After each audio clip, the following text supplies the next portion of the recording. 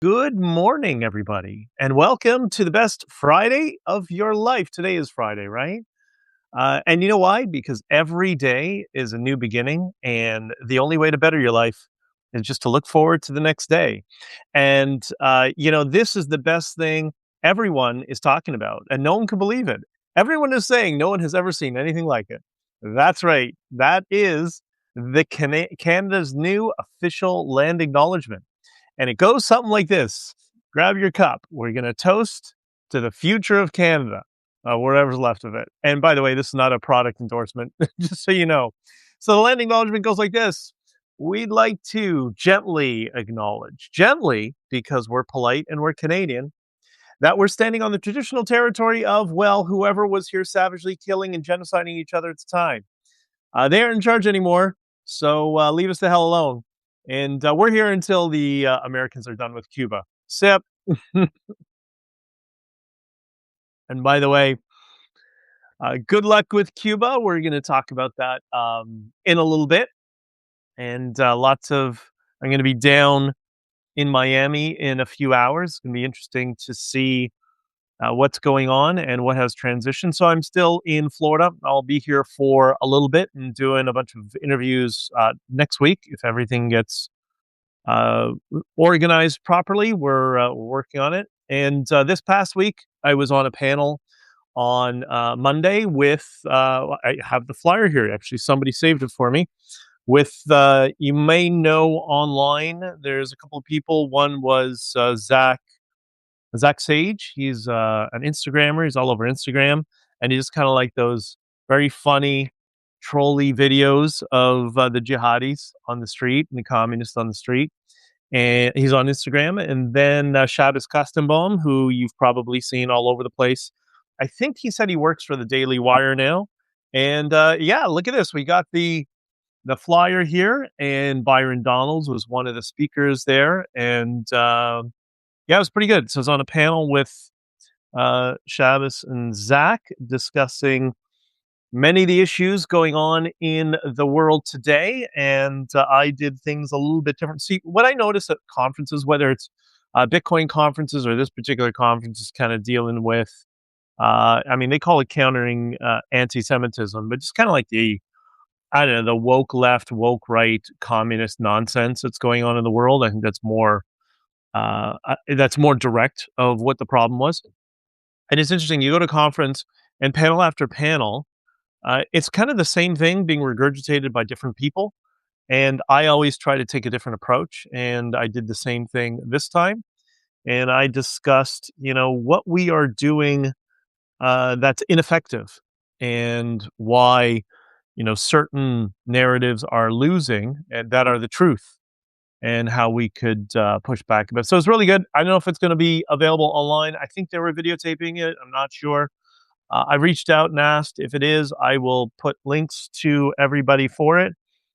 It was quite interesting and it was quite good. Good morning, Maureen. And Maureen has her Canadian flag and her coffee. I think that equals Tim Hortons. At least that's what they tell me here. They tell me those who know the Northeast, Tim Hortons equals coffee to them, and Canada equals coffee to them. There's this great post from Owen Gregorian, and for those who don't know, Owen is one of the co-hosts of the Scott Adams School. So that's basically Scott Adams live stream. He's allowed his team that were helping him out to just continue broadcasting and try to follow a similar ethos to what Scott was doing. And I was on earlier this week on Wednesday, and I have been asked to once again come on. They're actually broadcasting right now. They're the tail end of their show. So I told them, yes, I'm probably going to be back again on Wednesday, and I will more on that in a little bit. I'll kind of explain because that's related to some of the topics I want to discuss today. I think we had a good show, and it's worth going back and watching. But first, Owen, who is one of the co-hosts of Scott Adams School, he posted an article from our friends at SciPost. That's right, everyone's hero, Eric Dolan, nicknamed Captain Obvious. He was, for those who don't know, the inside joke was Scott Adams would always highlight him. I think it kind of tormented him because every article was just the most, usually, not always, but usually the most insanely obvious things possible. So you tell me if you think this is obvious, that this required lots of extensive research and academic money, or not. So the article that was posted on SciPost that Owen shared with us is this. It says, and remember, now tell me if you didn't know this. Maybe you did, maybe you didn't. I don't know. The article reads, scientists discovered a new brain pathway that rapidly depletes diet-resistant body fat. And it's by Eric Dolan. So scientists have identified a potential pathway originating in the brain that can cause the rapid depletion of all body fat, including stubborn fat deposits that typically resist diet and exercise. This process operates independently of the nervous system, signals usually responsible for fat loss, and it instead relies on a specific state of low blood pressure, low sugar, and low insulin levels. Really? The findings were published in the journal Nature Metabolism. And then it goes on to say survival depends on the ability of the body to store and mobilize calories during times of severe need. Really? Isn't that surprising? Most fat cells release energy in response to typical signals that are like fasting or physical activity. However, humans and other mammals possess specialized populations of fat cells known as stable apis something I can't pronounce. That a scientific word that remains largely unchanged during normal calorie restriction or exercise. Okay, so we've now learned that there's stubborn body fat that will cling to your body, and what really kind of perpetuates it is blood sugar and insulin. And if you want that stubborn belly fat to be removed, if you lower your blood sugar and your insulin, then there's a mechanism in the brain that helps with fat loss. Did anyone not know this? I mean, it's a sophisticated way of describing, I think, everything that anyone who's ever exercised has known. Maybe I'm just maybe I'm strange. But I've lost a lot of weight in the past. Actually, somebody's asking me recently that because they know I'm trying to back into physical fitness mode a little bit, and they're like, "Why is it taking you so long to lose weight and get into shape like I had previous?" And because I have a bum ankle. One of the things I remember from the trucker convoy, I'm reminded of it every day. Every day is the pain in my ankle because I had broken it. I don't know, I think February 4th, if I remember correctly, the date, and was set and put into surgery. And I don't know, I had a day to recover when I was on meds. And then the next day I was back, doing media and stuff. So throughout, but anyways, I am going through this process again, trying to figure out what exercises I can do and what I can't. But the point is, we have now learned that science can prove definitively now. Apparently, we didn't know this before, that if you have high blood sugar and you're insulin resistant, you're gonna retain body fat. Thank you, SciPost. And, Eric Dolan. Anyways, good morning, Resets. Good to see you as well. And I should see everybody. I got to get I can't have all the chats open at once, so I got to independently monitor them. But anyways, and good morning to everybody who's just joining now or who's listening in the future.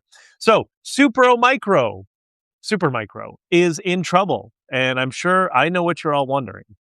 The hell is Supermicro? Well, Supermicro is a manufacturer in the Far East, and there's the article going around that here's the headline. It says U.S. server maker Supermicro accused and its co-founder Yin something I can't pronounce arrested for smuggling $2.5 billion in machines with high-end NVIDIA AI chips into China, according to Fortune magazine. That's their headline. So there's basically what it's so funny what they're doing. It's so ghetto. Like it's so they knew it was illegal. Where they were basically trying to smuggle into and avoid the tariffs and sanctions of China, or levied against China, to bring in the newest AI technology and architecture into China. So Trump was very direct with that, saying, we're not going to cut them off completely, but we're going to ensure that the most advanced technology remains with TSMU and Taiwan and their offshoots that they're building in America. So they would stay ahead of the game with China. And I know the libertarians' heads are exploding. I get it. I understand why. But that's just kind of the world we're in. And so they have these sanctions against China. So what they were doing apparently was they were in mass. They were using a hair dryer and they were trying to melt the glue on the label from the serial numbers for like the empty casings, and they're trying to put that on the advanced AI and then gluing them back. Kind of like what kids do with ID when they're 16 years old, but they're doing with $2.5 billion worth of equipment.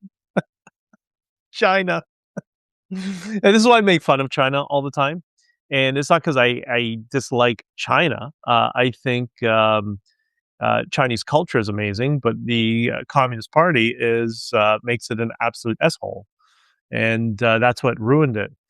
Maureen, yes, it was. Not only was it like just talking about my ankle, I've never broken anything before, and according to the doctor, I did an amazing job breaking it. Like I couldn't have made it worse because I broke the bone into the joint, and that's why I have a metal plate, a bunch of nails, and so I'm kind of half cyborg now. But anyways, so the point is, it's in pain every day. It's just whatever it is, right? So trying to, anyways. So anyways, yeah, they were duct tape and gluing their $2.5 billion operation. And, it kind of reminds me of this whole idea. I don't know if, I know Scott Adams had touched on this. I know a lot of people who've gone to China to do business and have been screwed many times over. And like there's no such, I don't know if you know, there's no such thing as an independent business in China. There's no such thing as an independent company. It's difficult for us to comprehend in the West. And look, we know there's political pressure in certain areas as well, and it's probably getting worse, not better. And that's not a condemnation of the current administration. It's just kind of the infrastructure of government. But it's far worse in China being it's not even totally communist. It's a communist fascist hybrid. It's really strange what it is. But they're all linked to the CCP, meaning every business can just get a direct call from, I don't know, the party official that can make demands on the company and decide what they want them to do or not do. That's just kind of the way China works. And I wrote and by the way, they don't only do that in China. The bigger problem is they do this in the West as well. And I wrote an article about it that was in Zero Hedge. It's on my Substack as well. I think the Daily Bell also covered it, and it's titled "The Trade War on Main Street That No One Talks About." Really important because I experienced this directly in my old business before I decided to buy the truck and just get away from the chaos of COVID. That I saw that this with all the suppliers in my industry was changing. That these companies would come from China. They would be financed by China, so they'd be like a local distributor, but they would be, a third of the price of everybody else. And when they weren't making any money, the owner would go back to China and get a check, basically, or a transfer of money that would make up for the deficit. And the idea was to undercut all the local distribution businesses in Canada. That's how it operates. So they're scammers. They're such scammers, the communists. It's really, anyways. So, yeah, super micro, the hair dryer, loosening the glue, and they got caught. And this was after they just recently got in trouble, I don't know, a few months ago. for some sort of embezzlement. Listen, a scammer's going to scam, right? And so this is why, and this is just another reason. Scott framed this properly. I like the way he put uh, a layer on top of it, but basically that China is just not safe for business. And I know some people who learned that lesson the hard way. Kevin O'Leary talks about the intellectual property violations by China. It's really severe. Like, it's really extreme. Remember, there's an episode of Top Gear where they copy cars. Like, they copy cars and now fighter jets. Like, they copy everything. But what are you gonna do, right? Made in China, no delineation. That's right, Maureen. I hear you. I agree. All right. I'll bring this up just because I happen to be in Miami or in Florida, and I'm about to be in Miami shortly. Cuba has all but collapsed. I think it's pretty obvious at this point, right? And there are negotiations ongoing between the Cuban government and the American government, the Trump administration, which basically means, how are you going to take us over? I think that's where we're at. So score another loss, another L for socialism/communism. For all the kids in New York that've been brainwashed and into buying into this. And by the way, it's New York. New York is it's ideologically collapsing on the inside. It's wild. I was out with somebody from New York the other night who just moved down here a few months ago, who's a little bit younger than me, but explaining how bad it is. It's talk about ideological subversion. That is the state of New York. But so, anyways, they're negotiating with the administration and Cuba, and I explained before that the vice president of Cuba right now, who is Castro's grandnephew, can't remember his name, but he's not. He apparently is not ideologically aligned with his uncle. That he is very much more of a free market type individual, and that would make sense since he oversaw technology and importation into Cuba for many years. He has seen the free market around the world, so I'm not surprised at all. And from what I understand, and maybe this is wrong, I'm not sure, but I'm led to believe that him and Marco Rubio have had numerous conversations, and they are very much on the same page. So hopefully we're going to see what I think we'll see probably is not a 51st state, but a Puerto Rico 2.0, or maybe something else. I don't know. But the best is Trump. You know, what's funny about Trump? Firstly, the lefties or the people that have no sense of humor don't understand the show. They don't understand the humor that this is. It's kind of like a little bit of prodding and agitation with kind of a little good-natured trolly humor when he speaks. But the thing that I find amazing about Trump is he's actually, in my opinion, he's just as funny, if not sometimes funnier, when you just read what he says. You don't even have to see him give the delivery. And it's so funny. So this is the comment about Cuba. I don't know. I'm sure some of you may have seen this, but not. But I couldn't. I was laughing for a half hour for this. This is what I was at the gym. I couldn't stop laughing. Everybody's like, "Wrong? What's wrong with you?" Giggling.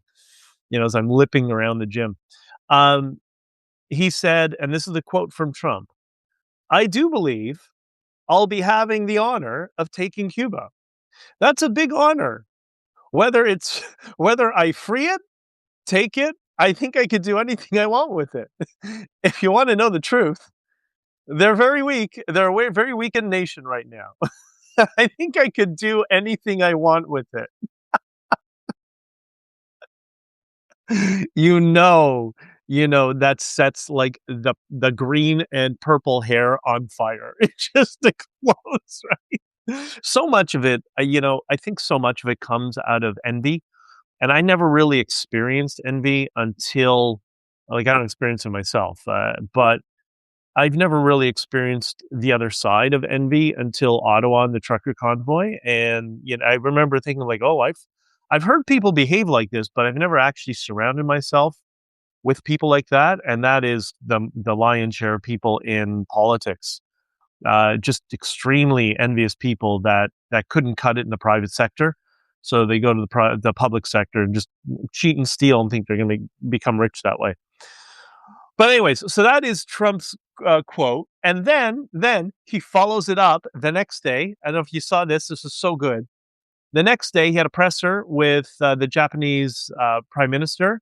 I don't know if I should try and pronounce her name. It's Sane Takachi, I think, something like that, something Japanese. But she's super based. She's great, and he was asked by I guess a lefty Pan Asian journalist of some sort. I don't know if he was Japanese or not, but he asked Trump, why didn't you tell Japan about the invasion into Iran? And Trump's comment again, you gotta look at the humor filter when he's speaking so you understand him. He says, "We didn't tell anybody about it. Who knows better about a surprise than Japan? Why didn't you tell me about Pearl Harbor? Okay." So good. And the Japanese prime minister, who is a big supporter of Trump, and I'm willing to bet there was some help in helping her get elected. She that body language, that was cringe body language. Yeah, she likes Trump. Yeah, she probably, for somebody else it was funny, but boy was she uncomfortable there for a second. It was absolutely brilliant. Maureen says, "Love the Rogan pod with Pierre. Have you seen it?" Pierre, Pierre of the concert. He was. Oh yeah, that's right. That's right. Risa told me. No, I haven't seen it. I'll probably never watch it, to be entirely honest. But anyways, that was um, that was great. You'll have noticed as well that Dugan is quite popular on X and on the interwebs right now, and that might be by design. I'm not going to say anything more. But let's just say a year and a half ago, not many people were talking about Dugan.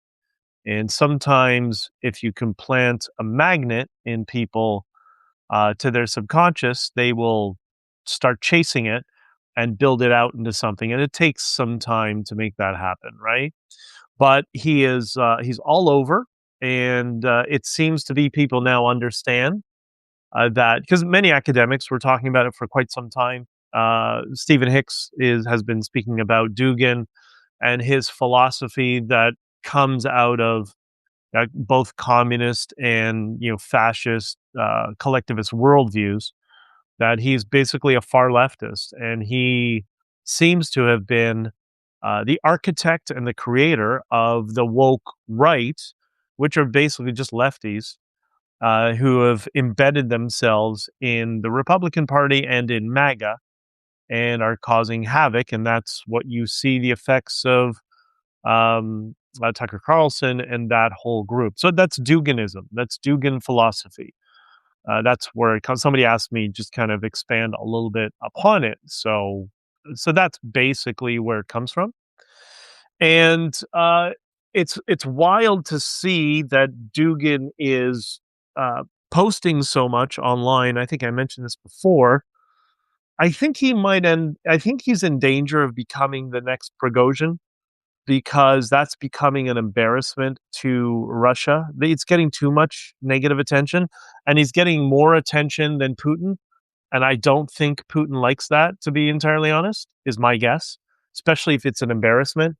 The Ukrainians, or maybe the Americans, I'm not sure, but probably the Ukrainians, tried to assassinate him. They got his daughter instead. His daughter and him switched their cars in the last moment. It was, I don't remember, they were somewhere in Europe. And so Dugan survived, but he embodies the ideology Hitler. He really does. And people throw that name around. I don't mean the whole death camp and all that sort of stuff. I'm not talking about that. I'm talking about philosophy, the extreme identitarianism, and the extreme collectivism and socialist values and all that sort of stuff. That's what Dugan is, but he just puts a veil around him, and he calls it Christianity. and suckers believe it. I've had people tell me before, it was pretty wild, that I tried to warn somebody. One particular instance I'm remembering, and I'm trying to warn somebody who's very Christian about somebody else and saying, that guy's a scam artist. Keep away from him. And whatever you do, make sure you don't have your wallet out in public when you're with him, because you will see it gone. Like, don't trust him. And this person said to me, oh, but he's a Christian. And I couldn't believe that. I'm trying to warn somebody that he's a scam artist, and he responds with, well, but he's a Christian. That's leftism. That is left-wing philosophy. That is identitarianism, tribalism, collectivism. There's many words that describe it. And it's just very disappointed when people get swindled so easily by identifying with a tribe, even though somebody within their tribe is a total scam artist. Like, listen, I grew up, Jewish, very secular, and I met a lot of them that are scammers too. I've met a lot of all sorts of people that are garbage and scammers from all sorts of groups. So if you're trying to apply a group identity onto an individual as justification that they're a good person, you are a leftist. That's exactly, because that's the origin of all this progressive stuff. We may not see it and understand it, but actually comes from the emotional side of caring. It's actually very Christian. It's sort of like the ultimate wannabe Christians, because they're trying to do good for the world. That's what fuels progressivism, and it's just gone out of crazy. It's gone nuts. It's now upside down. But yeah. Anyways, that's just a thought. So remember, Dugin is a leftist, and Dugin is wearing Christianity as a skin suit, and he's doing so to try to brainwash as many people in the West as he can. Maureen, I should. What should I do? It's been a couple of minutes. I can't see all the comments coming up at once, but if you tell me, I will consider it. And I appreciate you being here all the time. You're very sweet. Wanda says there's a lot of crooked people, Christians and otherwise. Yes, this is why it's important to look at the individual, right? There are good and bad individuals everywhere. And if you succumb to group identity as justification, whether somebody's good or bad, you're just a leftist. And and sometimes people just don't realize that. That's the other problem. There's so many people that have bought into leftist, communist philosophical framing. They don't even know they are. That's how ignorant they are about philosophy. If you ask them to define their philosophical framing of the world, they wouldn't even be able to answer the question. Yet they get on the internet and start, pontificating. Anyways, sitting here with his 60-year-old veteran aerospace. The China is very communistic.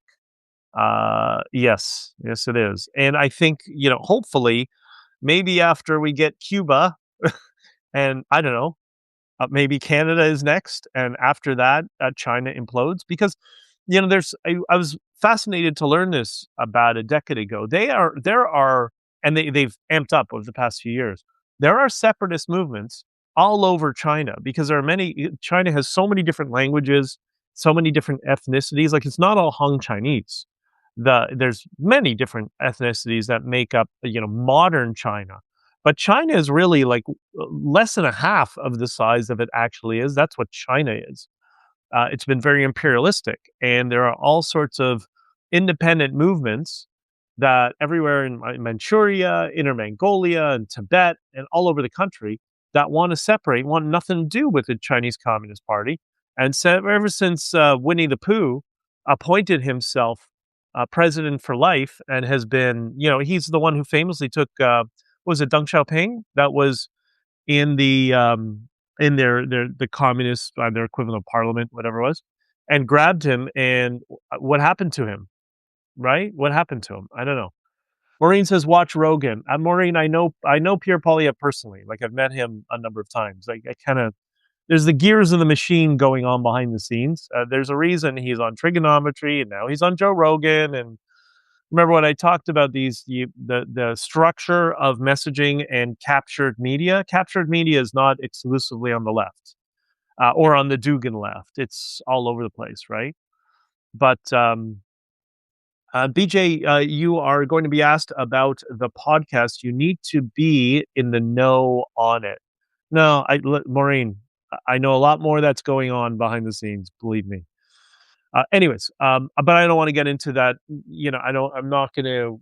There's just no choice for Canada as far as I'm concerned. So I just kind of just not even bother. Focus on American politics at this point because the way to save save Canada right now, it's going to be through diplomatic pressure, overwhelming diplomatic pressure from the United States. That's the only thing that's going to fix it. Because, like you may not know, but I was one of a few people in the inside the Conservative Party for a decade, screaming at them, "Why do we have terrorists in this party? Why do you have Muslim Brotherhood in this party? Get them out." I will drag them out by their fucking ankles right now. Get them out. And but they're all a bunch of weasels and liars. So I want nothing to do with them, to be entirely honest. That's why I don't deal with politics. And by the way, there's also very good people in that party too who agree with me. And so it's interesting. You know, I met some of those people down here. That you have the opportunists who are very adversarial towards people like myself in that party. But then there's other people that are like, please keep speaking up, please. They need pressure. That's the only thing that'll fix, which is why I speak up. Right. So Iran continues to be obliterated, and the latest, some guy who I can't pronounce his name, nor do I care because he's dead. He was in charge of all the Iranian sleeper cells around the world. And did you know that? Did you know they have some like an individual that's in charge of the sleeper cells around the world? And for example, we all know Hezbollah is a proxy of the Iranian regime. And in Canada, we have how many Hezbollah fighters do you think we have in Canada? Take a guess.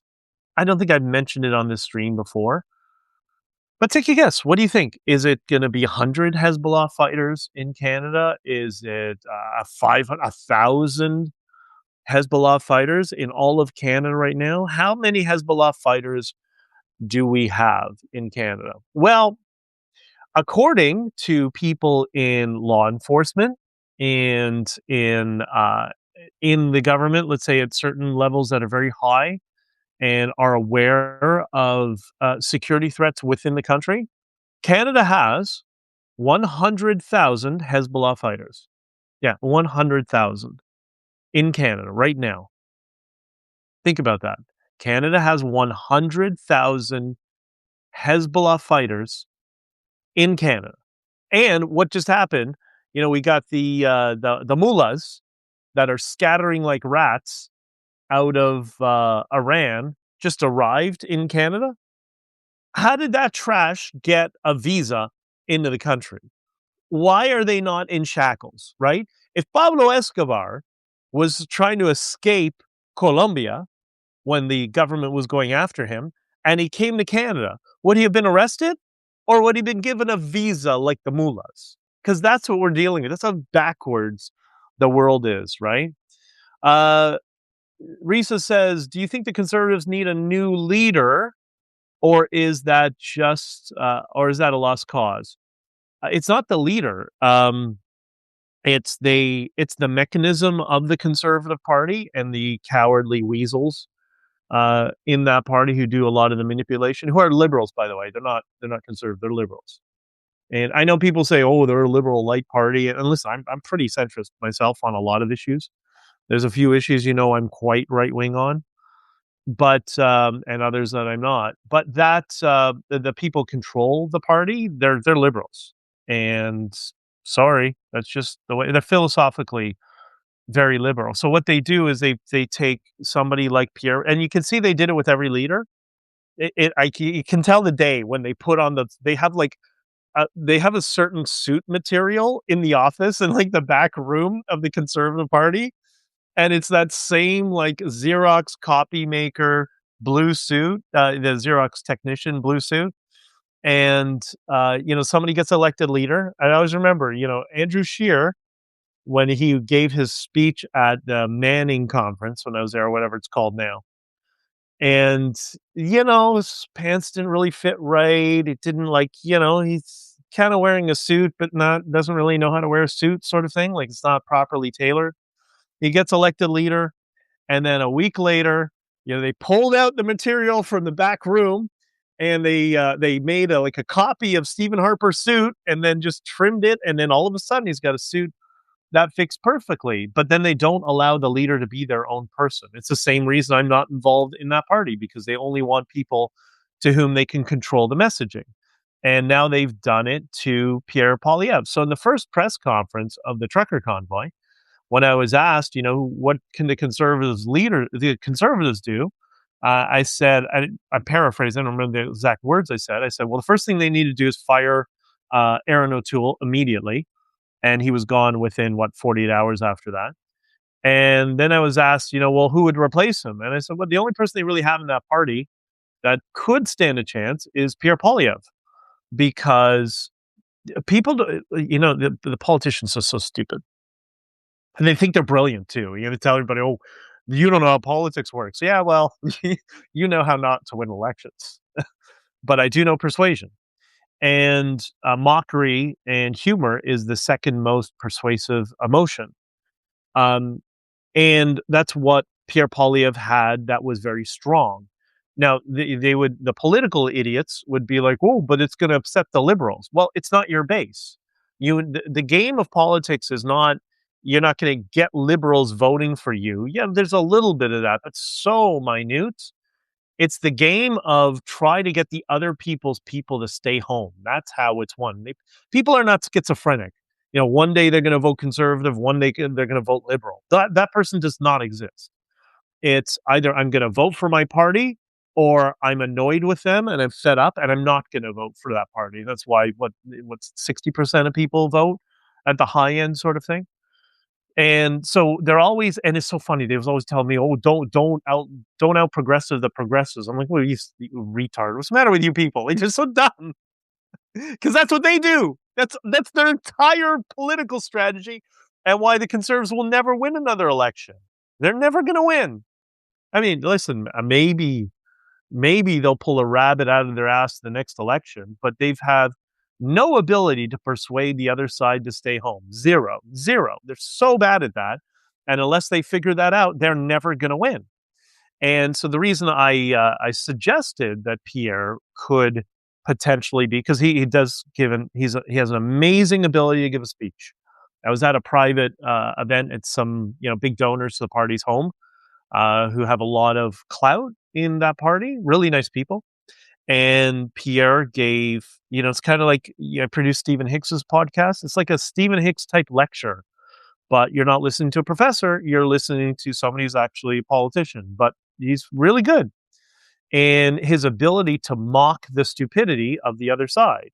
But they want to play it safe. So they don't want to mock the stupidity of the other side. So they now have lost the second most persuasive emotional state to reach people.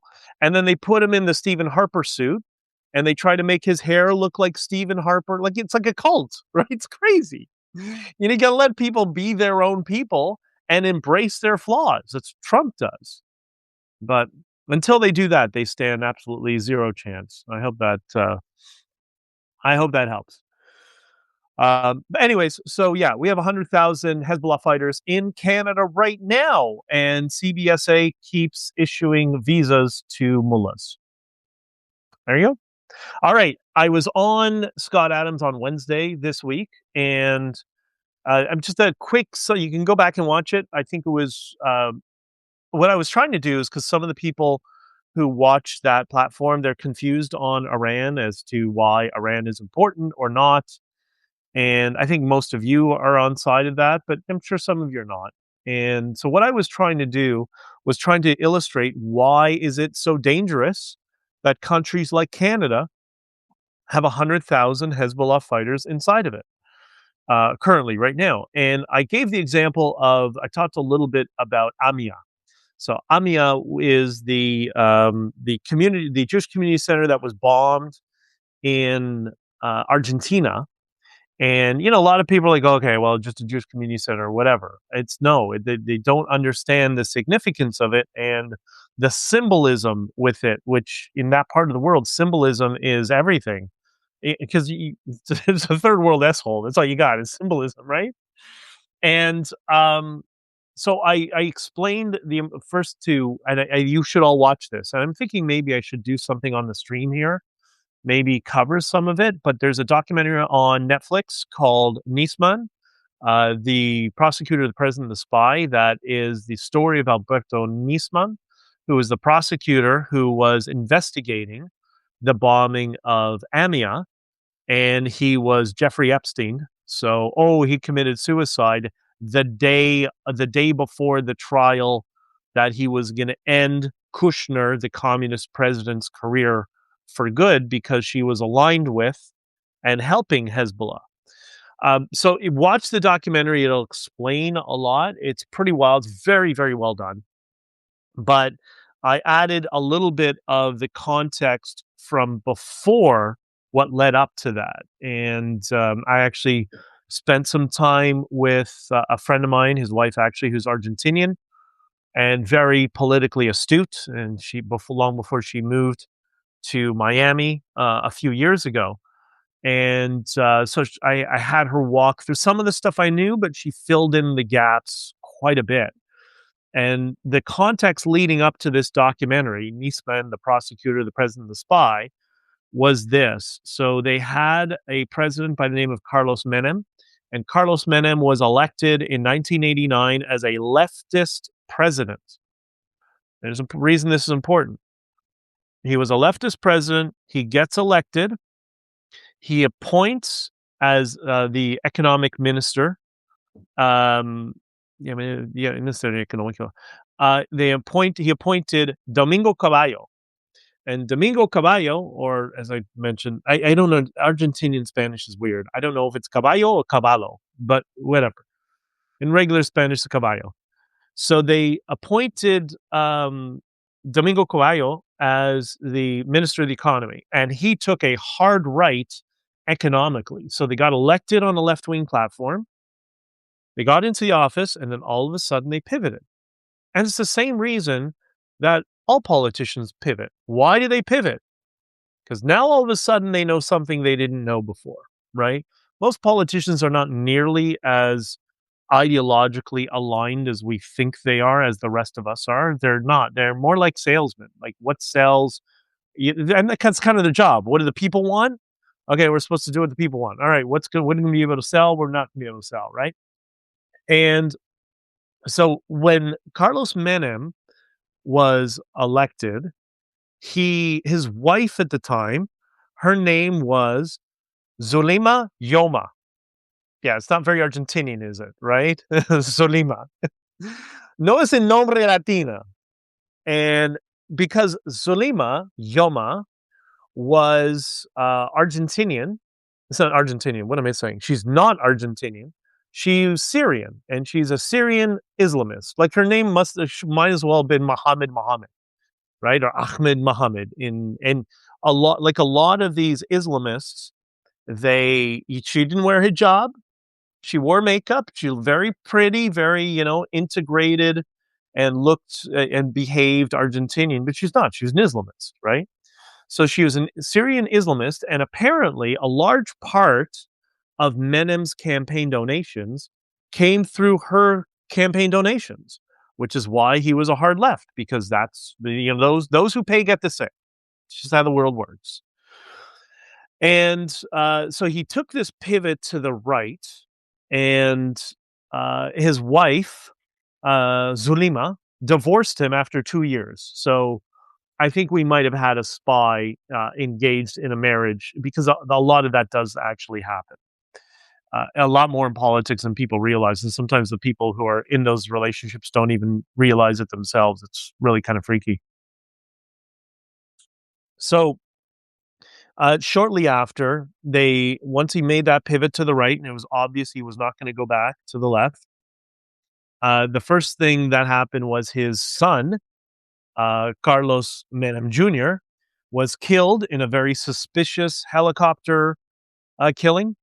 Seems to be a lot of that in Latin America. Something like that happened in El Salvador recently as well. Some witnesses, the only witnesses in a particular case, all of a sudden they're all dead. And I guess case closed, right? So Menem's son was killed in a helicopter accident that was quite suspicious, and they the and then the next thing was the Amia was attacked in the bombing. And this is the part that's always frustrating is why? Why was Amia bombed? What's the reason? And sometimes it's always difficult to get people to kind of to I mean, I think they know, they just don't articulate it. Well, I'm going to articulate it. The reason the Amia bombing happened in Argentina, where 85 people were killed and 300 were injured, and like the whole block was, it was a big bomb. It was a big truck bomb. Is because apparently this happens a lot. Apparently, when a new leader comes to power, if there is, and I've seen this on my end. I've no, I don't want to talk more about it, but I've seen this happen as well, and not from this particular country, but from other countries. You get in the hot seat, you're elected, you're now president, you've established your cabinet. Countries that have information will sometimes, through reciprocity, they will give you something. And in the case of Israel, what do? They give intel and information to other countries when they have terrorist infrastructure in it. And apparently, Israel contacted the Menem government and gave them intel on, hey, you have a few tens of thousands, maybe, Hezbollah terrorists in your country, and they're affiliated with the left wing party and they're funding things. You might want to do something about it. And so they get the warning and they get the package and all that sort of stuff. So apparently, the reason that Amia was attacked is because Israel were the ones who outed all the Hezbollah activity that was occurring in Argentina, and the Menem government realized, like, oh, okay, we got a problem. We can be left wing and all, but we can't be surrounded by terrorists because they're just going to destroy. It's like a cancer. They're like rats. They destroy everything. They turn every country into a shithole. And Argentinians are quite have a lot, despite the fact they've been dealing with this Peronism since the 40s. They're quite proud of their culture. I have yet to meet an Argentinian who doesn't tell me they're Italian. But anyways, so they took it very seriously, apparently, and that is why there was a target of his son in retribution, and that is why the Amia building was bombing as punishment or retribution from Hezbollah to Israel for leaking intel of all the Hezbollah terrorists in Argentina. And Kushner, well, I'll just this last thing, and then you have to watch the documentary. Kushner, let's just say, was a little bit too chummy with Hezbollah, like all communists are. That's that whole red-green alliance that we talk about, and this is why it's so significant. And you don't see, it's funny, you don't see it in the news. People don't see this sort of stuff in regular nightly news, which is designed to be for people who are passively engaged and not really paying attention. And this is highly specific and very nuanced and very complex, which is why you don't see it in any media and people don't understand what's happening. But when you understand all the pieces, how it fits together, now you can understand some of the behavior of some countries around this red-green alliance Islamic terrorism problem. And the same reason they don't actually fight it when they should be in certain countries like parts of Europe and in Canada. And maybe I'll discuss that next time and I'll explain why. Why is Canada not fighting all the terrorists in their country? Somebody's ringing. It's not for me. Don't worry. It's not for you either. Good morning, Heidi. ¿Cómo estás? I hope you're well. Hold on. 1 second. All right. Sorry about that. That was annoying. See, this is what happens when you're not in your home studio. So that's a little bit of context. I discussed that, on the Scott Adams stream for people who are just really, some of them just really don't understand Israel, and some of them don't really care about Israel, and I get that. They don't understand why it's important. But this is the reason it's important, because not only is it, and Israelis get upset at me when I say this, but it's true, geopolitically, strategically, militarily, okay? I'm not talking about anything beyond that. Israel is America's aircraft carrier on the front line with Islamic terrorism. right? And now they have 3 other aircraft carriers in the region. That's why it's become so important for US national security and largely Western national security. And they're the ones who know everything that's going on with all the terrorist, goat effers in that region. And so much so that even the Emirates and now Bahrain and all these other countries are realizing, like, okay, you know what, the Israelis are pretty good at this. And maybe we can stamp out some of this, 6th century nonsense and build an economy because they know their current economic models are not sustainable, right? Heidi, what's the name of the documentary? It's actually, I think it's 6 episodes, if I'm not mistaken, maybe an hour long. It's called Nisman, which is Nisman. So his name is Alberto Nisman. The prosecutor, the president, and the spy. So if you go to Netflix and you type in the prosecutor, the president, the spy, you'll find it. Yeah, I watched it over a couple of weeks. It's really good. It's really well done. It's a lot of subtitles because a lot of it's in Spanish, not all of it. There's some FBI people there speaking in English and all that sort of stuff. But yeah, that's right. That's how you spell it. But really, it will teach. I encourage everybody to watch it because if you understand Israel or not, that's not the point. I'm not here shilling for Israel. But it will teach you how countries like Iran, the IRGC, Hezbollah, Muslim Brotherhood, how they operate in the West and why they're so dangerous, right? So I've had people ask me, well, when was the last time the IRGC blew something? And there's all sorts of things that have been disrupted and things that have not been. But the point is that's where they lead to. The last thing that happens is the violence, usually. It's the buildup in infrastructure first of getting their politicians in power, buying the political strategy, utilizing the political strategy they need to control political parties, which is what's happened. It first was the NDP, then it was the Liberal Party, and now it's the Conservative Party, which is why I was screamed at. And that's why a lot of the conservative idiots online, the ones that are like party hacks, that's why they attack me because I know all the Muslim Brotherhood figures in the Conservative Party, and I know shut up about it, like behind scenes, right? Um, and I've warned them repeatedly. I told them a long time ago, in 2015, I think. Well, after the election, when they were talking about kind of the way the Conservatives wanted to move forward, and I was with a couple of MPs and one of the party strategists, and I said, "No terrorists, no terrorists. You get any terrorists in the party, I'm going to sell you guys out. I'm gonna become your worst nightmare. No terrorists." And they didn't listen. They didn't listen. They brought the terrorists in the party with open arms. Now, maybe they're trying to fix that now. I hope they are. But that's when I just like, okay, I'm done. They're garbage car salesmen like anybody else. Crappy car salesmen, not good car salesmen. They're good car salesmen, especially when they sell good cars. You know. Anyways, that's kind of half teasing. Listen, like you got to be. There are good people in that party that really are as concerned as you and I, and they're trying what they can do. And then there's people in Jim Kalaharios's party on the Ontario level in New Blue who are also equally concerned about this. So like there's people who are aware, but Canadians are so passive. You always got you behave like more like an American, and I'm like, okay, well, thank you. Because I'm not afraid to call a spade a spade. It is what it is. So, anyways, I think we're on the right track. BJ, I tagged you in Facebook in a photo album of me in Kuwait in 1977. My family drive in the desert. You had a flat tire in Kuwait in 1977, surrounded by goats.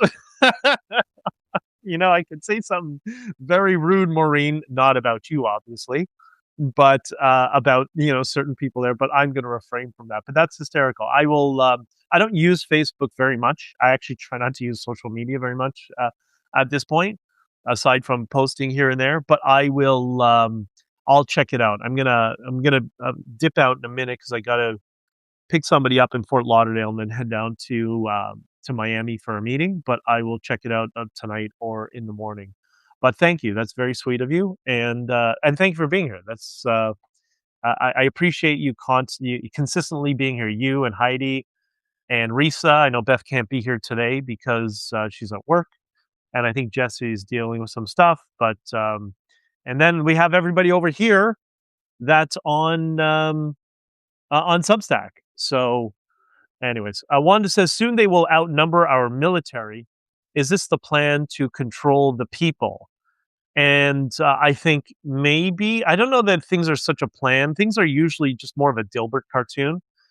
Just a lot of incompetence and stupidity and competing interests and opportunists or just looking for money. And I think that's really what kind of lends it to it. But I remember many years ago when I created Tom Quiggins podcast and was producing it, and we found, the RCMP and the Canadian military were recruiting in Muslim Brotherhood mosques. Like, hey, maybe we shouldn't have ISIS as part of our military, right? Call me crazy. Maybe that's just not a good strategy. What do I? But I apparently I know nothing about politics. It's just the way it works. Crazy. Anyways, you're all amazing, and I love you all. I think I'll tell you one thing. Some good stuff. I am here. I've been at so many different events and meetings with people. Not just the event I spoke at, but other events since. I'm going to be doing a webinar with one of the national security NGOs that I've spoken at before here in Florida. We're doing a webinar on April, I think the 15th, if I'm not mistaken. And I might be put on on one of the NGOs. I might be put on one of their speaking lists for next year as well, and a bunch of other stuff that's going on here. You know, things are good. Like I could only dream that we are today. 10 years ago, just that would have seemed impossible and a fantasy. And here we are. People are speaking openly about it. They're fed up. And, anytime you see the extreme rhetoric on certain issues, like people go, oh, it's too extreme. No, that's good. That's an indicator that people are waking up. It doesn't mean you agree with the more, extreme rhetoric with relation to the Islamist issue, but that means that everybody's just fed up with self-censoring and they want to speak openly and honestly. That is a good indicator of greater freedoms to come in the future. Now, possibly not in Canada, but whatever. Heidi, the PPC any better than the CPC? No, the PPC is controlled by the CPC. So the executive director was of the PPC before he took over was campaigning for Pierre Poilievre 2 months before he took over the PPC. So it's a containment party. There's lots of it's a common strategy in democracies where you have a multi-party system. So it's just a containment party to park the crazies. So the conservatives can try to appeal to the liberal voters, which is why they're going to lose. They're just going to lose. That's it, because they have no idea how to persuade. And instead of reaching people like myself and others who know how to, they do well, you don't know anything about politics. We'll figure it out. All right. It's okay. Mm. And by the way, no ill will.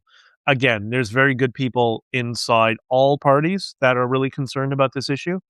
The key is those people just need to be able to get enough political capital that they don't get their political heads cut off if they start speaking out, right? So when I say this, I'm partly in jest, so people don't get so offended, right? There's that expression, if you're easily offended, you're easily brainwashed, right? So we can all joke with each other, not take it so seriously, and hopefully things will improve. But yeah, that's what happens in this multi-party system, containment parties. Jim, the New Blue is not a containment party, by the way. They're ensuring to keep all that stuff out, so there's no political establishment people in it. So yeah, you like their platform, great. You don't like the platform, okay, great. But that's at least on the provincial level in Ontario, that's an alternative. Anyways, so the point is, down here, the view from Florida, everything's great. People, I was at an event last night. People talking openly about this issue. People are not afraid to speak openly anymore. They were less afraid, anyways, to begin with here. But people are just done. They're fed up with the identity politics. They're fed up with the nonsense. They want things fixed. And we're going to get Cuba, right? You're going to have Venezuela, Cuba, Iran, maybe Canada. I don't know. Or what's going to be after that? I don't know. I think things are good. So with that, I got to run. I'm trying to do the Thursday, Friday, Saturday. I couldn't do it last week. I had another meeting come up last minute. I was told about on Friday night or Saturday night, whichever was the day I missed it. I have somebody flying in to Miami from South America that I have to kind of entertain, friends I haven't seen for a couple of years, very, very close friends. So I don't know if I'm going to be able to squeeze in a stream tomorrow. I'm going to try to, and then I'm going to have to be going over to the other side of the state. So things are a little bit in flux. I will try if I can to do a stream tomorrow and on Sunday. If I can't, I can't, but I'll do something. And then when we're in studio next week, if everything kind of comes to fruition, because there's some complications because somebody is sick. If I'm in studio, I'll do it there. If not, if he's sick, we'll park that and push that to April or May. And then maybe I'll do some more streams during the week here. But anyways, you're amazing. Maureen, thank you for the link. I will check it out. I hope all of that is helpful. You may agree or disagree, but we still love each other, whether we agree or disagree. And if we do more of loving each other while we disagree and we get everybody else to copy it, guess what? The world's going to become a lot better place than it has been in the past. On that note, I got to run. So I love you all. And I will talk to you all very, very soon. Have a good day and be kind to strangers. Just not the strangers driving the ice cream truck named Mohammed who's trying to talk to little children. All right. I'll see you later. Bye bye.